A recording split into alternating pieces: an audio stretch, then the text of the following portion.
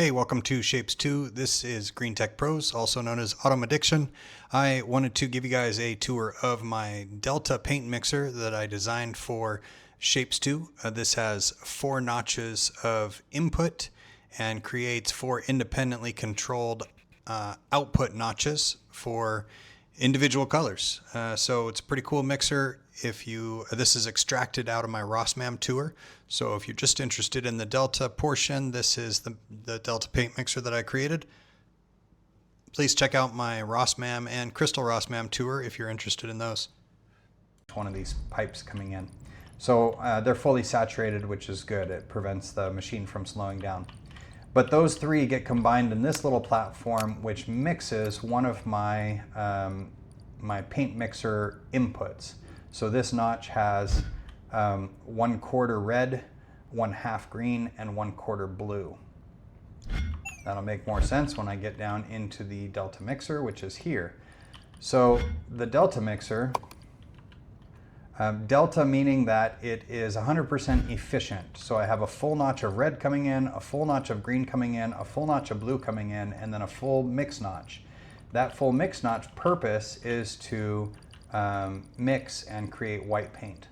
So what this allows me to have is a full notch of white paint. So I have an equal amount of red, green, blue, and white paint being supplied into my Delta mixer.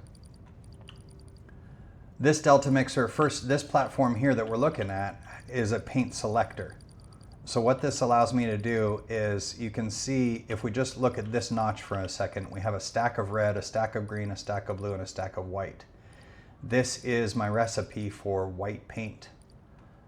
If I change the order, like if I put the green into the first stack and the red into the second stack, I would end up with a different color on the output. So the order that these stacks have their paint in is what determines the output color on the other side.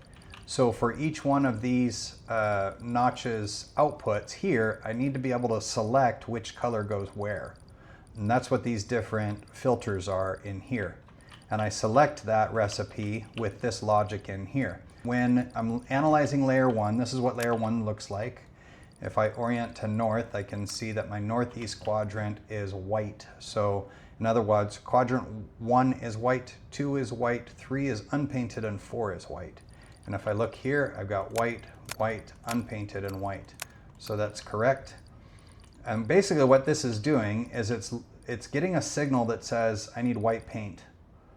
And because that signal is white, this equals is a 1 or a yes on the comparison, right? It matches what I'm comparing it to, which is the signal producer, which is set to white. Now, in that case, what happens is it enables this gate, which allows this recipe to pass through to the output. All these other ones are false. The comparison is false. So all of them are blocking their signals. So these are the recipes for the other colors.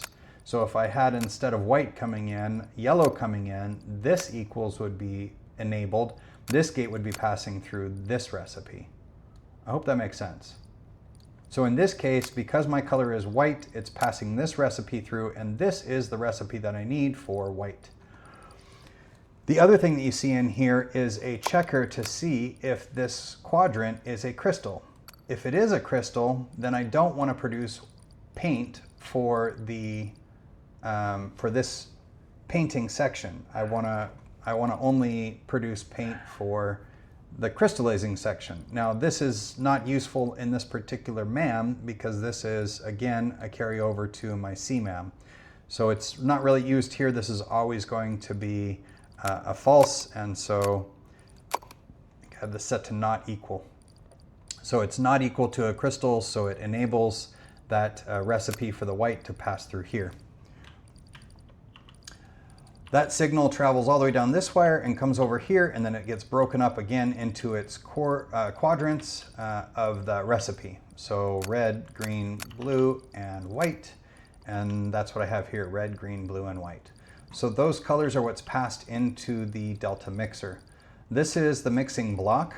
And again, we have the red, green, and we have the blue and the white.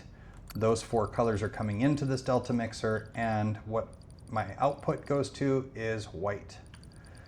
Now, something interesting about the delta mixer is that you notice my blue is being fed into the output of this intermediate mixer. A delta mixer is made up of 5 mixing machines.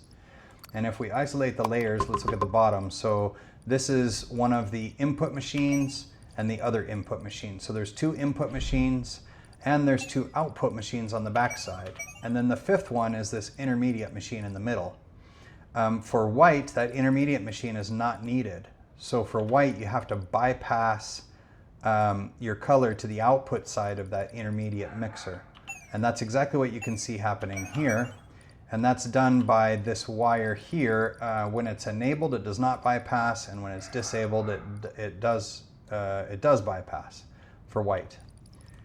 So to get the white output, I mean. So that's what the logic in here is doing. It's checking to see if it's white, and it's turning on or off the bypass for each of the 4 quadrants.